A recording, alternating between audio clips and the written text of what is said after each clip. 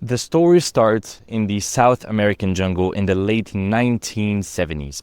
900 people had left their homes, their jobs, their entire lives to follow one man into a place called Jonestown. And they weren't forced to do it. They chose to do it because they believed they had found a better world. And it truly was a dream until the infamous date of November 18th, 1978, when almost every single one of them followed one order from the man himself, Jim Jones, who raised his glass and said, "Let's drink in the name of a better world." That's when over 900 people willingly, knowingly drank poison and eliminated themselves. Now, that might sound completely insane to you, but psychologists have been studying that event for decades now, and what they figured out is anything but random. Underneath it all was a very predictable psychological bias called the cognitive dissonance, which is defined as the pain you feel in the gap between your identity, who you believe you are, and your actions. The more these people sacrificed and committed and identified with this tribe, let's call it, it's more of a cult, Jonestown, the harder it became for them to admit they were wrong and to let it go. Now, here's the part that becomes very interesting for entrepreneurs like us. That same bias that Jim Jones used is the same bias that today keeps millions of people loyal to certain creators, brands, and companies. Think Tony Robbins, Andrew Tate. That's how they built their entire empires. So in this video, what I'm going to show you is how once I realized this, I personally used cognitive dissonance, so playing with identity shifting, to close hundreds of deals in the past years, but even more importantly, to influence the behavior of my clients towards the results that they wanted, which then, of course, allowed me to live the life of my dreams. I used to manifest in my journal.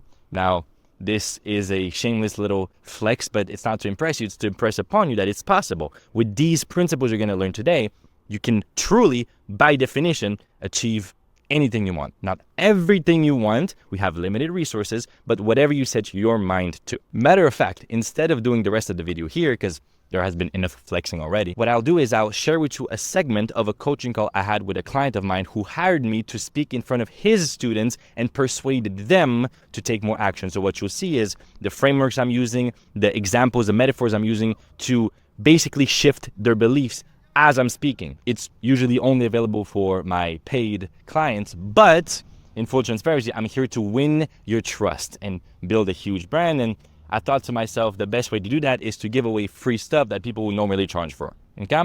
Is that a deal? Cool? Enjoy. Goal is not to make $1 million, for example. Another example. The goal is not to make $1 million, because I could give you $1 million, and there's actually a statistic. People who win the lottery, 70% of them lose it, completely go broke again after a few years, because the goal is not to make $1 million, it's to become a millionaire. So the first part here is the identity. Why? Because your personality creates your personal reality. Your personality is made of what you think, what you feel, what you do.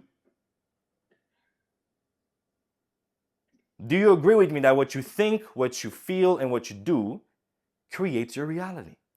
So that's the identity. It's who you are. If we were to completely remove all the money from the world and redistribute it equally to everybody, within a few years, what's going to happen? The same people who were at the top will be back at the top. People who were broke will still be broke. Or billionaires who've lost everything. Within a few months, what happens? Boom. Well, maybe a few years. Boom, they gain back their wealth. People who win the lottery, after a few years, what happens? Boom, they lose everything. So what happened? It's the identity. It's who they are. It's who they become. Now, what creates identity? Identity is built on proof. Identity is built on proof. You need to win to become a winner. But what's cool, what's very cool about being human is that we have this thing called the imagination. The imagination. Just like you can watch a horror movie, you know it's fiction. yet your heart starts beating. So what happened? Maybe you start sweating. There's a jump scare, boom, you jump. Your body creates a physiological reaction out of something you still know it's fiction. It's because your subconscious mind cannot make the difference between imagination and reality. And so before even becoming whatever it is that you want to become, you can see yourself doing it, or you can remember in the past moments where you've been that person. Moshe, you've approached women in the past. You've had amazing dates, probably. You've had a good connection with a woman. You can remember that and focus on that and stack these wins, because where focus goes, energy flows. They all follow me? Identity. And by the way, Dr. Joe Dispenza says something that I absolutely love. He says, you can remember your future. Why? Because the past isn't any more real than the future. Both are in your imagination. They don't exist anymore. They don't exist anymore. So you can remember your future. And that's the best way to become who you want to become. So whatever goal you mentioned before, whatever goal you had, okay, who do you want to become? Who do you have to become to automatically achieve that? That's the question, the circle of habits thing. Identity is in the middle. You start from there. Okay, identity. And then it's like, how can I vote as many times as possible for that new identity? Because nobody's perfect. No one's perfect. You won't always be that person.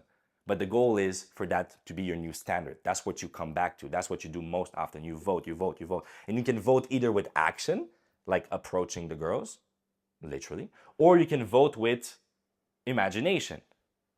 Vividly seeing yourself doing it over and over and over again. Or remembering moments in the past where you have done it. Before doing that shit in front of you guys, and now it is my career, I've done that for years where there was no one. I was with that same whiteboard, speaking to no one, and asking the questions, being like, hey, who can relate to that? And then communicating with the people, but there's no one. But I did that to create the identity. Okay, cool. Now, what's the problem? Big problem here. Someone goes, okay, I will become a confident person. I will be confident and I'll approach all these women. And I will make $1 million. I'll become a millionaire. Let's go. Let's get it. Let's make it happen. And now you start remembering things. You take action. You're in good momentum. Then boom, a few weeks later, bam, you sabotage your success. Right back to baseline. You do some, with the porn thing, that's the classic. I've helped guys quit porn for a long time now. The classic is, okay, you're in a great momentum. Everything's going amazing. Boom, a relapse out of nowhere. What the fuck happened? Because there's a deep pattern inside your subconscious mind who's still comfortable, secretly enjoys the pain, enjoys the weakness, enjoys the mediocrity. And so the second part here is pattern interruption. You need to interrupt the pattern. You need to find a way to disrupt that subconscious limitation you have. Now, this often, and this is just me being real, I know I could be biased, maybe I am, but very often the most effective way to do it is with someone else breaking that pattern. Because if it was so easy to do it alone, you would have done it already. That's why everybody, that's why I have a coach. And then I coach people, but I also have a coach. And then Tony Robbins, basically biggest coach in the world, he also has coaches. It's because there's an advantage to having someone doing it for you. But you can technically do it yourself. And there's some meditations for that. And I've created some meditations for that. A good example is you really feel, okay, in the next 10 years of my life, what will my life look like if I keep doing exactly what I'm doing right now? If I make this a habit and I keep it for the next 10 years of my life, how would it feel? And then you imagine it vividly, you feel it until it feels so painful. And then you're like, fuck that. You come back in present moment. You're like, oh wow, I still have the opportunity to change it. not to be that person in 10 years. Boom. Now you do it on the opposite side. Now you do it on the positive side. What will my life look like? And you feel it if you actually break that habit and you change for good, and then you associate so much pleasure to getting rid of that habit or getting the new positive habit that it starts, you do that often enough, it starts being automatic. But you gotta interrupt the pattern. You can't just use willpower. Because if I point a gun, okay, let's take an addiction. Take an addiction. That's the classic example. If I point a gun to your parents' head and I said, okay, quit porn for 6 months or I shoot them, what's gonna happen? Of course you're gonna quit. There's no doubt about that. You're gonna quit for 6 months. But if that was the leverage you were using, just having the gun pointed to your parents' head, as soon as I remove the gun and I say your parents are safe forever, you're gonna go right back to it. That's why willpower doesn't work. Gotta interrupt the deep stuff. Gotta interrupt the pattern. You gotta change the associations, the neural associations you have to the thing. The reason we take action, I've said that last call, is either because we associate pleasure to something or pain. That's it. Boom. That's literally all it is. So whatever pattern interruption you're using, it's meant to change the associations you have to something. Pain, pleasure. Pattern interrupt. Last but not least, of course, all that stuff is amazing. It's fun concepts. But without action, nothing happens. Now here's the problem.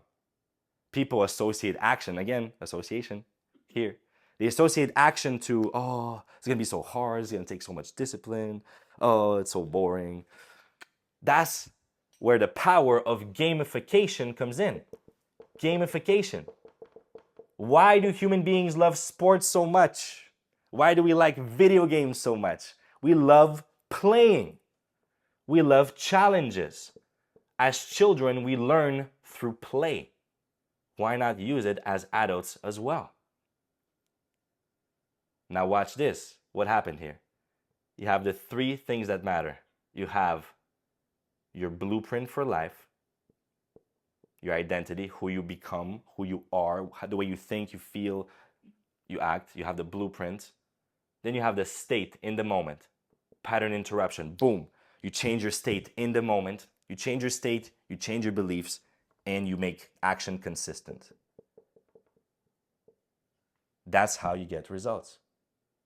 Now this part right here, people get it. They read Atomic Habits. Okay, fair enough, they get it. This part here is, okay, cool, like 75 hard challenge, no fap, whatever. Okay, cool. Aha, that's the tough part. That's the tough part. Interrupting the pattern, the deep shit. That's the inner work. That's the consistent meditations. That's the journaling. That's the uncomfortable part. Okay. Now watch this. I need my notes to remember this part. Aha. So let's say you just do the, okay, I'll change my identity, change my blueprint, change my state. Let's go, let's go. We're in crazy momentum. Boom. Now you raise your standards. You have the standards. Cool. You have the standards right here in the middle. You guys can't see shit, but whatever. It's standards. But obviously without action, well, there's no results that happen. Okay, cool. Now let's say you have only the identity. Now you're building the blueprint, your beliefs for life, and you're taking action. You're actually making progress. You're making progress. But you might take 2 steps ahead, or let's say 3 steps ahead and then 2 steps back.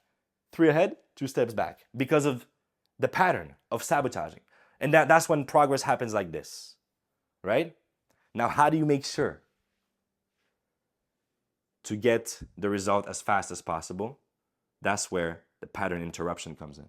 You have the pattern interruption, and you take action, you consistently interrupt the pattern, you take action, boom, you have speed.